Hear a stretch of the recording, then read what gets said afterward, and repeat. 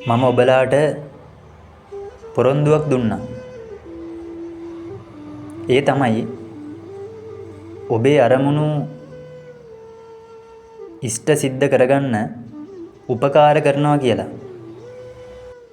දැන් මම මේ හැම අරමුණකටම එන්න මාර්ගඵල සමාධි ධාන බලය ජවය හෙළයෝ දියසෙන්ලා ඔය හැම මාතෘකාවකටම එන්න. දැන් මේ හැමදේම එකවරම කියන්න බෑනේ. මේ දේශනා මාලාවම ඉවසීමෙන් සමන් දෙන්න. එතකොට ඔබලා ඔය හොයන දේවල් ඔබලාට මේ දේශනා මාලාවේ දැකගන්න අහගන්න පුළුවන් වෙයි. මේ දේශනා මාලාව අති සුවිශේෂී දේශනා මාලාවක්. ඒ හින්දා ඉතින් මට කතා බහ කරන්න ඉඩක් දෙන්න. ඔබ සවන් දෙන්න. මම යම් පොරොන්දුවක් වෙන්නම්. ඒ තමයි මං ඔබලගේ කාලේ අපතේ යවන්නේ නැහැ. මං ඔබලගේ කාලය නිකරුණේ අපතේ යවනවා නම් එහි පාප කර්මය මට තියේ. කල්ප ලක්ෂ කෝටියක් යනකම් මට ධර්මයක් ලැබෙන්නේ නැතුව නිරගාමී වේවා කියලා මම ප්‍රාර්ථනා කරනවා. 100%ක්ම නිවැරදි දේ කියලා මං කියන්නේ නැහැ. යම් මුලාවක් තියෙන්න පුළුවන්. යම් වැරදීමක් වෙන්න පුළුවන්. නමුත් ඵලදායී ධර්මයක් දෙනවා කියලා පොරොන්දු වෙනවා. ඔබේ ජීවිතය සාර්ථක කරගන්න, ඔබේ ජීවිතය උසස් කරගන්න මිනිස්සු කියනවා මට මෙලෝ සතුටින් ඉන්න ඕනේ. මට මෙලෝ සතුටින් ඉන්න ඕනේ. එතන නිරෝගීකම, මුදල, ධනය, මිනිස්සුන්ගේ ගෞරවය මේ හැමදේම තියෙනවා. මේවා ලබන්න කුමක්ද කළ යුත්තේ? ඒ වගේම මට ඊළඟ භවය දුගතියකට යන්නේ නැහැ කියලා සහතිකයක් ඕනි. ඒ කියන්නේ මම ඊළඟ භවයේදී සුගතිගාමී වෙනවා කියලා. මිනිස්සෙක්, දෙවියෙක්, බ්‍රහ්මයෙක් වෙනවා කියලා. සතුටින් ජීවත් වෙන්න ඕනේ. මෙන්න මේක 3. මට මේ සංසාර දුකෙන් අත මිදෙන්න ඕනේ. මේ තව පිරිසක්, තව කට්ටිය ඉන්නවා. මට හෙළදීපේ නගා සිටවන්න ඕනේ.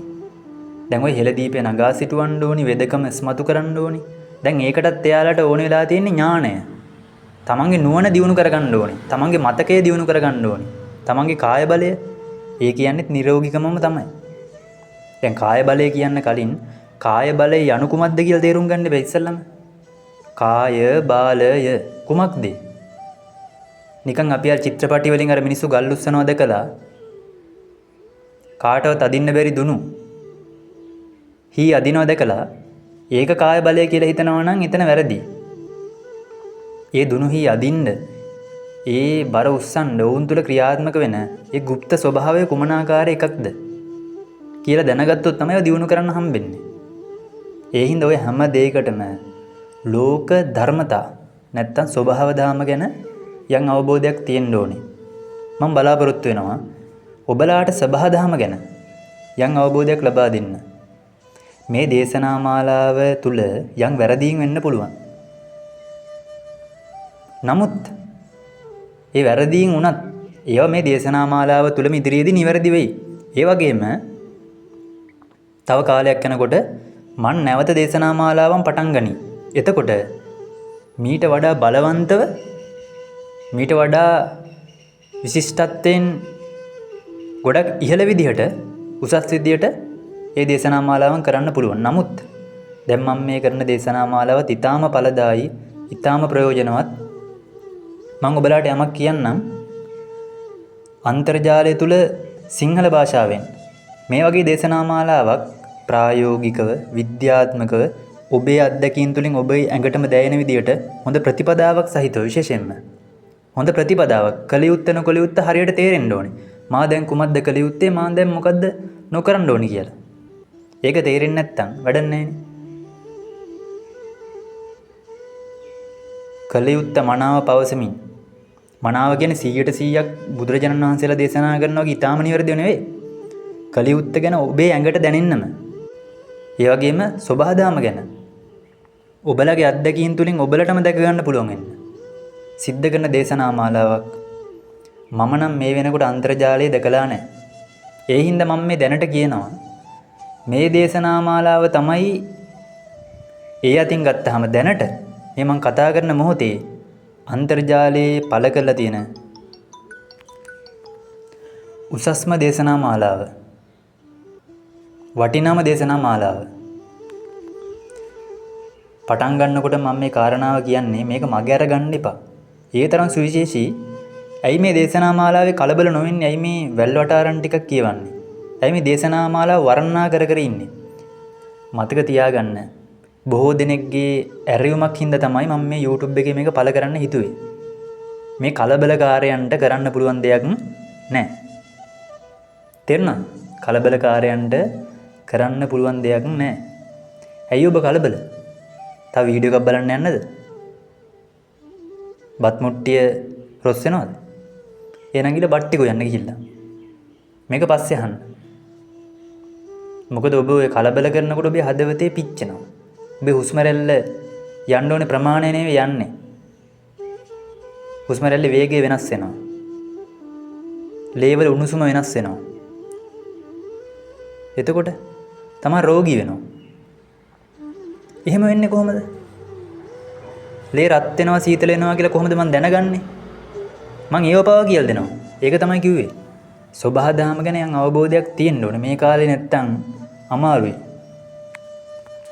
මොකද ගොඩාක් දෙනෙක් විද්‍යාත්මක කරුණු කියලා ඊටමත් පුංචි දත්ත ටිකක් පමණක් පෙන්නමින්.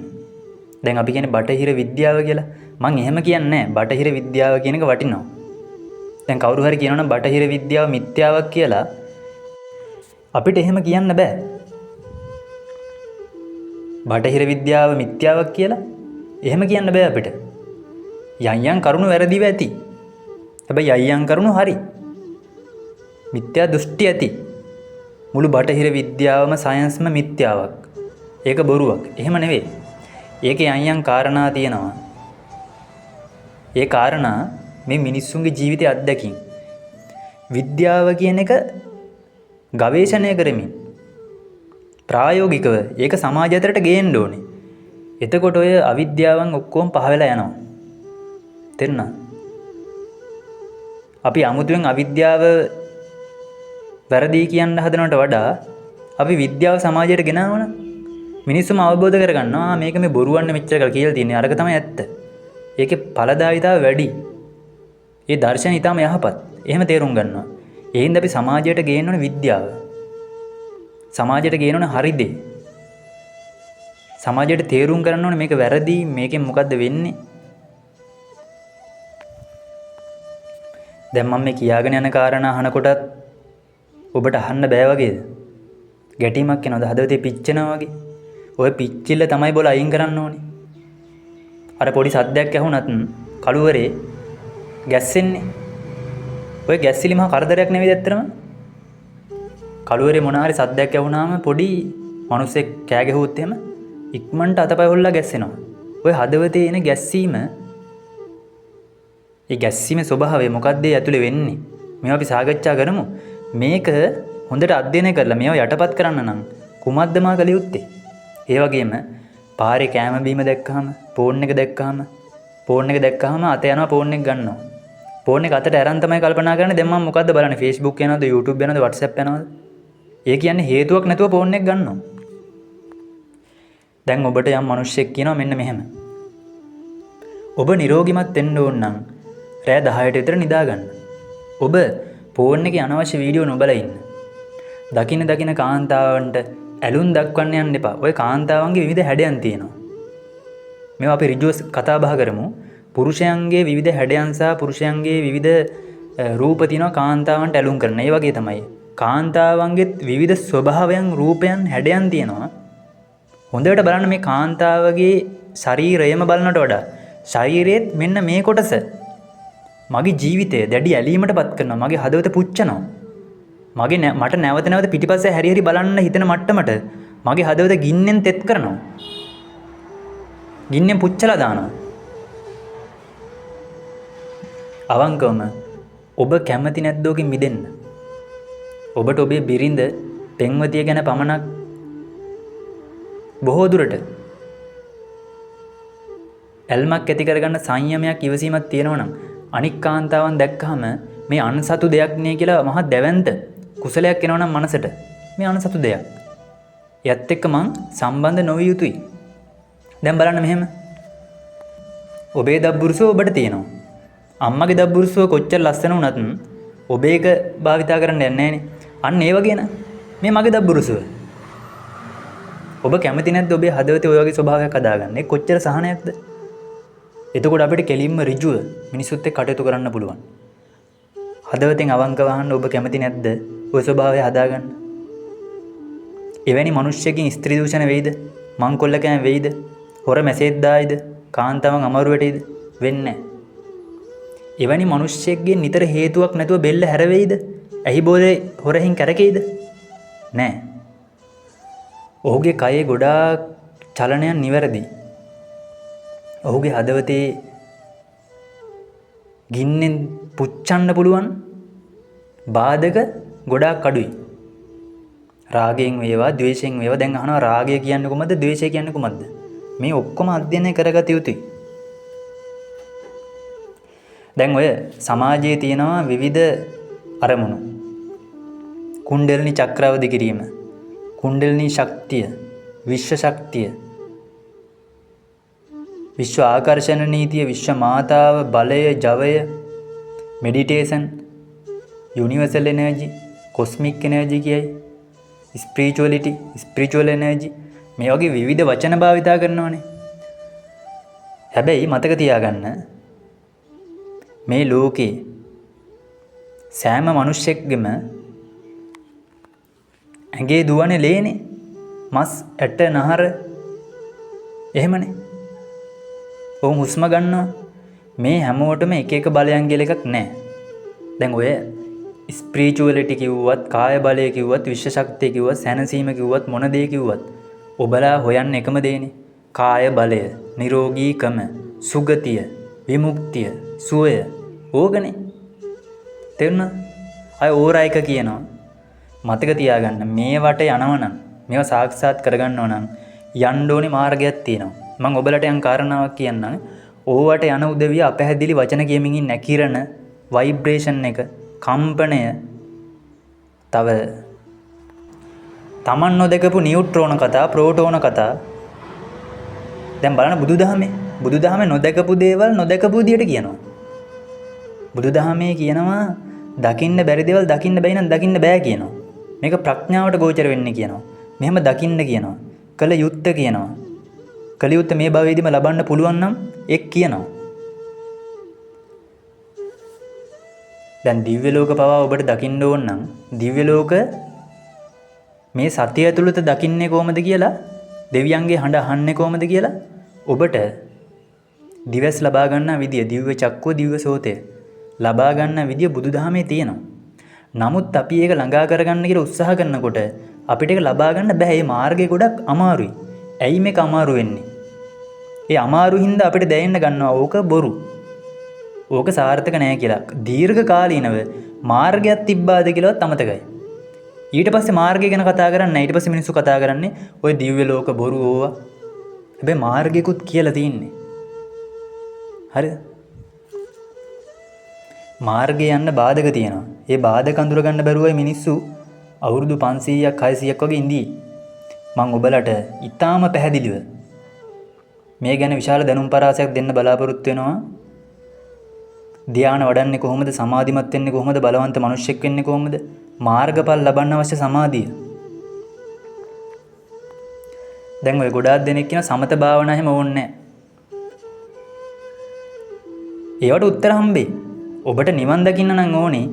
ගොඩාක් දෙනෙක් කියනවනේ සමත භාවනා වැඩක් නැහැ, ඔය කරන්න එපා කියලා. මේ දේශනා මාලාව හොඳට අහගෙන යන්නකෝ. කලබලයක් වෙන්න එපා. මේ දේශනාවේ පළවෙනි දේශනාවේ ඔබලට ඇහෙන්නේ වැල්වටාරම් ටිකක් වගේ තේරෙනවා ඇති. දෙවෙනි දේශනාවෙන් මම පටන් ගන්නවා. ඊට පස්සේ මේ වැල්වටාරම් කියන්නේ නැහැ. මට අවසර දෙන්න. මේ දේශනාවේ පමණක් මේ වැල්වටාරම් ටික කියන්න. මොකද ඔබ මෙච්චර කාලයක් ඉඳී වැල්වටාරම් ටිකනේ. මෙච්චර කාලයක් ඔබ ඉඳී වැල්වටාරම් ගොඩක. ඒකනේ අර එහෙම දුවන්නේ. දේශනා ගොඩාක් අහනවා, අරහෙත් අහනවා, මෙහෙත් අහනවා, අරහෙත් අහනවා, මෙහෙත් අහනවා. බුදුදහම බොරුයි කියනවා. අරයා නියම බුදුදහම කියන්නේ කියනවා. නෑ එයා නෙවෙයි මෙයා කියන්නේ කියනවා. තව භාවනාව බොරු කියනවා. සමතේ ඕවා ඔක්කොම මේ පස්සේ ත්‍රිපිටකයට එකතු වෙච්ච ඒවා කියනවා. මෙන්න මේ වගේ විවිධ දේවල් කියමින් ගමන් කරනවා. තව ත්‍රිපිටකය අධ්‍යයනය කරපු දැඩි මාන්නය තියෙන දැඩි දැනුමට ඇරිච්ච මිනිස්සුන්ගේ වචන තමයි අනික් කට්ටියට කියනවා ඔවුන් කෑලිය හිඳන් ඉන්න කියලා. ඔවුන්ට අඩුම ගානේ ජීවිතේ උදාහරණයක් බව දෙන්න අපහසුයි. මාන්නය අධිකයි. මාන්නය පුපුරනවා. තමන් කතා බහ කරොත් කතා බහ කරන්නෙම තමන්ගේ දැඩි මාන්නය පෙන්වන දේවල්. ලෝකෙට ඵලදායී දෙයක්, මිනිස්සෙක්ගේ කුසලයේ වැඩෙන දෙයක්, මිනිස්සෙක්ගේ අකුසලයක් පෙන්වීමක් කරලම නැහැ. පංචශීලය ආරක්ෂා කරන්න යහපත් වෙන්න සත්පුරුෂ වෙන්න වගේ මේ වගේ ඊටමත් පොඩි දේවල් ටිකක් කියලා වැඩිපුරම දැඩි මමත්වය පෙන්වනවා. මේක ඇත්තටම නොකල යුත්තක්.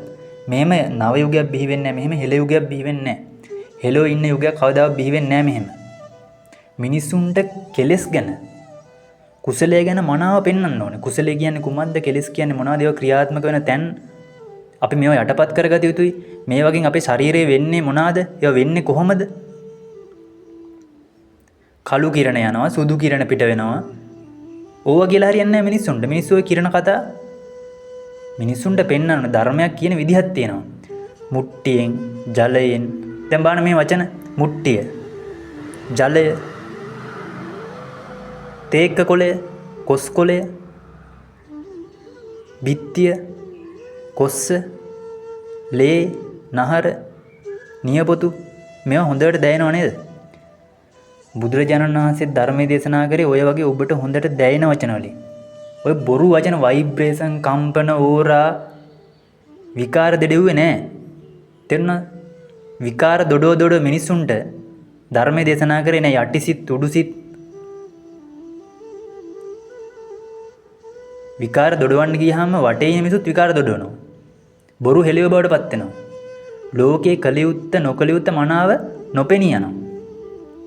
ඒ හින්දා බුදුරජාණන් වහන්සේ ධර්මයේ දේශනා කරේ කොච්චර පිරිසිදුද? කොච්චර පැහැදිලිවද? බලන්නකෝ ධර්මය. ඒ හින්දා අත්දැකීම් ටිකත් එක්ක ගමන යන්න තියෙන්නේ. දැන් බලන්න ඔබට තියෙන චූටි අත්දැකීම. කපුරෙද්දට වතුර ටිකක් වටනොත් තෙත් වෙනවා. මේ අත්දැකීමක්. ගින්දරට අතල්ලුව පිච්චෙනවා. මේ අත්දැකීමක්. මේ අත්දැකීම් ටිකත් එක්ක නේද අපි ඉහළට යන්න ඕනි. අත්දැකීම් ටික ගැන යම් විශ්ලේෂණයක් හදලා දෙනවා ගුරුවරු. බලන්න පුතේ මේ අත්දැකීම් ටික. මේ අත්දැකීම් ටිකෙන් පුතේ ඔයාලට තේරුම් ගන්න පුළුවන් මෙන්න මේ වගේ විශාල අත්දැකීමක් ලබන්න මාර්ගයක්. යම් සුවිශේෂී අත්දැකීමක් තියෙනවා ප්‍රථම ධානය. ඒ සමාධි මට්ටම. ඒ සමාධි මට්ටම කරා යන්න පුතේ ඔබලාට කරන්න පුළුවන් දෙයක් තියෙනවා. හැබැයි කරන්න පුළුවන් දේ පෙන්වන්නේ ඔබේ මේ වෙලාවේ විඳින අත්දැකීම් තුලින්.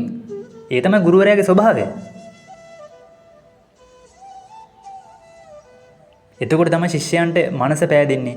අනේ සැබෑවමයිනේ. අපි එක කරමු. අපි එකට උත්සාහ කරමු. දැන් අපි කළ යුත්තේ මේක. ඒ වගේ අධ්‍යක්ීම් ටිකත් එක්ක ගමනක් ගියොත් නේද අවසාන ප්‍රතිඵලයත් ඔබට අත්දැකීමක් කරගන්න හම්බෙන්නේ. හැබැයි කයිවාරුත් එක්ක කිරණ යටිසිත වයිබ්‍රේෂන් කම්පන කිරණ වයිබ්‍රේෂන් නියුට්‍රෝන ප්‍රෝටෝන කතා ටිකක් එක්ක ගියොත් එහෙම මොකද වෙන්නේ? රාවණා ශක්ති බලවේග විශ්ව ශක්තිය නමනම් ගියොත් මොකද වෙන්නේ?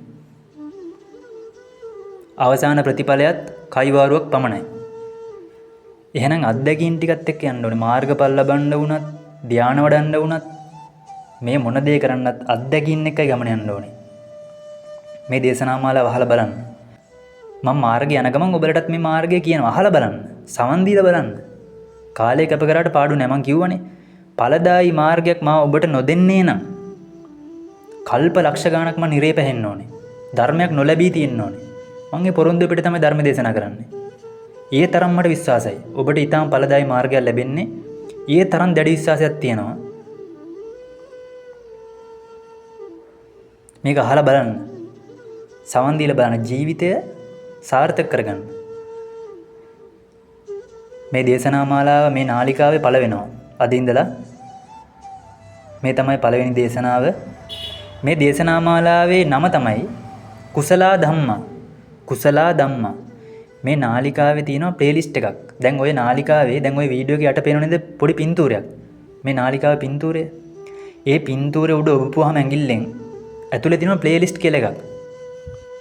මේ ප්ලේලිස්ට් කියන තීරුවේ තියෙනවා කුසලා ධම්මා කියලා කොටසක්. ඒ කොටසේ තියෙනවා පළවෙනි වීඩියෝ එක, දෙවෙනි වීඩියෝ එක, තුන්වෙනි වීඩියෝ එක විදියට පළ වෙනවා. ඔබලාට බලා ගන්න පුළුවන්. මේ ප්ලේලිස්ට් එක පුළුවන් තරම් මිනිසුන්ට බෙදා හරින්න පුළුවන් නම් ඒක විශාල පින්කමක් වෙයි. ඒක ලේසි පාසු පින්කමක් නෙවෙයි. මොකද ගොඩාක් මිනිස්සු මේ කාලේ ඵලදායි මාර්ගයක් හොයනවා. සමාධිමත් වෙන්න, නිරෝගිමත් වෙන්න, බල සම්පන්න මිනිසෙක් වෙන්න, විවිධ අරමුණු ඉෂ්ට සිද්ධ කරගන්න, නුවණ දියුණු කරගන්න ගොඩාක් දේවල් හොයනවා. මාර්ගඵල අධිගමනය කරන්න මාර්ගයන් හොයනවා. මම උත්සාහ කරලා බලන්නම්. විපස්සනාව ගැනත්, විදර්ශනාව වඩන විදිය ගැනත්, නැත්නම් අනිත්‍ය දුක්ඛ අනාත්ම අවබෝධ කරගන්නා විදිය ගැනත් මේ දේශනා මාලාවේ අවසානයේ ඔබලට දැනුමක් ලබා දෙන්න. එය මට මේ වෙලාවේ පොරොන්දු වෙන්න බැරි වුණත් මම උත්සාහයක් ගන්නවා. මට පුළුවන් උපරිම උත්සාහය ගන්නවා. අපි බලමු. අපි ඉදිරියට යමු.